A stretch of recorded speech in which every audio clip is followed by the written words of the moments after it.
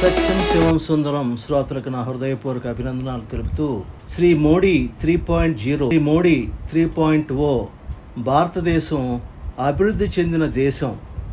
ఈ విషయాన్ని గురించి ఈ వారం ఈ మధ్య తరచుగా మోడీ 3.0 అన్న పదం వినడం జరుగుతున్నది. ఏమిటి మోడీ 3.0?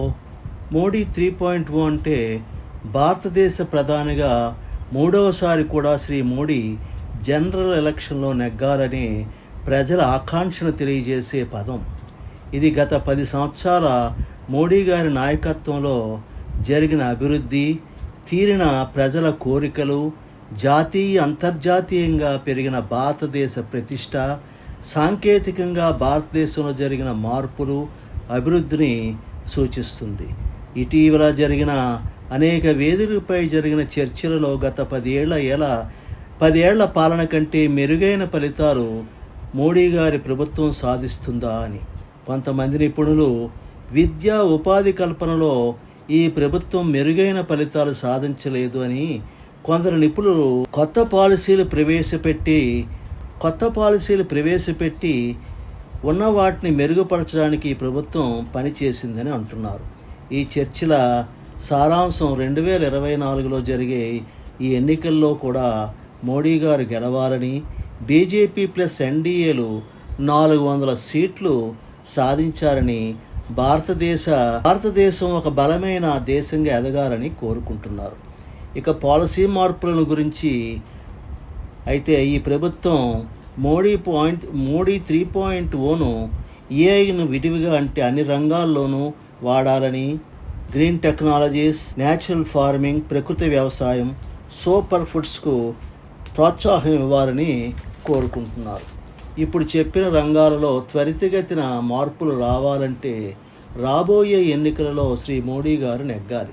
శ్రీ మోడీ గారు ఈ ఎన్నికల్లో గెలిచినట్లయితే ఒకప్పుడు నేను చెప్పిన అన్ని అభివృద్ధి కార్యక్రమాలు సాధ్యపడతాయి. శ్రీ మోడీ గారు ఎన్నికల్లో గెలిచినట్లయితే ఇప్పుడు నేను చెప్పిన అన్ని అభివృద్ధి కార్యక్రమాలు కూడా సాధ్యపడతాయి. శ్రీ మోదీ గారు బీజేపీ ప్రభుత్వం ఎన్నో సందర్భాలలో తమ ప్రభుత్వం తిరిగి పగ్గాలు చేపడితే ఈ కార్యక్రమాలు చేపడతామని అనేక సార్లు చెప్పడం జరిగింది. శ్రీ మోడీ గారు ప్రస్తుతం $8 ట్రిలియన్ ఉన్న భారతదేశ ఆర్థికాభివృద్ధిని త్వరలోనే 2047 అంటే భారతదేశానికి స్వాతంత్రం వచ్చి 100 సంవత్సరాలు పూర్తవుతాయి. ఆనాటికి భారతదేశం ఒక అభివృద్ధి చెందిన దేశంగా మారుస్తామని అంటున్నారు. తగినన్న పెట్టుబడులు, ఇన్ఫ్రాస్ట్రక్చర్, వైమానిక రంగం, రైల్వేలు, electronic vehicles, green energy, semi conductors మరియు ఫార్మాస్యూటికల్స్లో పెట్టుబడులు పెట్టడం ద్వారా దేశంలోని యువతకు ఉద్యోగ కల్పన చేయడం. ఇక సాంఘికాభివృద్ధికి వస్తే ఇంకా కొన్ని లక్షల మంది పేదలకు ఉచిత గృహ కల్పన, ఆరోగ్యం, వంట గ్యాస్, బియ్యం, గోధుమలు పంపిణీ చేస్తామన్నారు. ప్రతి రైతుకు సంవత్సరానికి ₹6,000 ప్రస్తుతం ఇస్తున్నట్లుగానే ఇవ్వడం చేస్తామన్నారు. మేక్ ఇన్ ఇండియా ప్రోగ్రాం ద్వారా దేశీయంగా పరిశ్రమలు నెలకొల్పడం, యువకులలో నైపుణ్యాలు పెంచే శిక్షణ ఇవ్వడం వంటివి చేస్తామన్నారు. దేశంలో కాలుష్యాన్ని తగ్గించే చర్యలు చేపట్టి భారతదేశాన్ని అంతర్జాతీయ స్థాయిలో నిలబెడతామని అన్నారు. 70 సంవత్సరం నిండిన ప్రతి భారతీయుడిని హెల్త్ ఇన్సూరెన్స్ పథకంలోనికి తీసుకురాస్తారు.